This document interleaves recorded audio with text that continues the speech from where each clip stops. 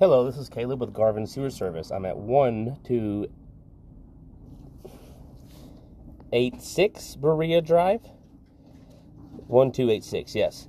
Berea Drive, and we did a cleaning. I cameraed the line first, and then saw there was a bunch of roots in the clay sections that's getting close to the street.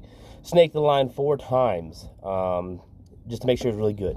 We have a really nice clean out house here in the front. Just to let you know, we do have a sewer ejection pump in the basement, so anytime there's any inspection work, we would not want to do anything downstairs because we wouldn't be able to get out of here without having to remove the pump and all that. So that's been newly placed, or sometime in the recent past. Anyways, point being, we snaked the line. Let's go ahead and get our camera to go down the stack. This is our clean out stack, and it points us in the direction of the street.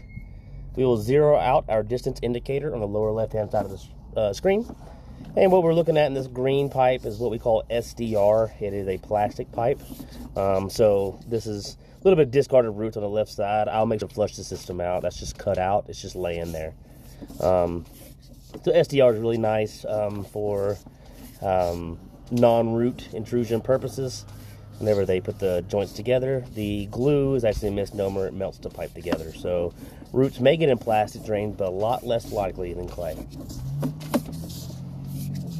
And here at 20, go ahead and call it 30 feet, we have the only little, very minor issue. There's a slight offset with some root intrusion right here. This line's still very cleanable with 4-inch blades. It's not a broken pipe. It's just when you have 2 different materials, clay and plastic right here, sometimes the bands, it's not a full flush. It's nothing to be too concerned about because you can still clean it and it is not broken. So there are roots in that section, and then we have a little bit of roots coming up in this section right here. Now I want to note that there's just a little bit of roots hanging down by a thread, and I kept going back and trying to hit this spot over and over and over, but these are so small and light, they kind of act like sorry for the noise.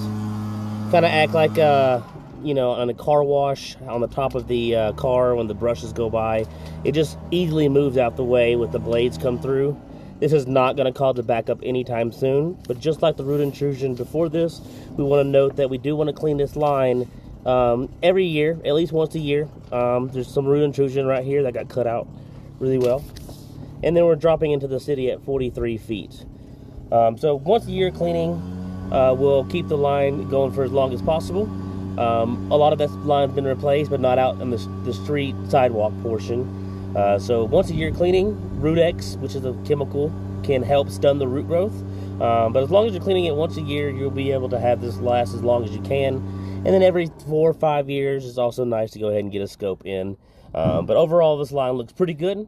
That one little offset is where the roots are going to grow the most, but in reality, it's not that bad, and so this is definitely maintainable.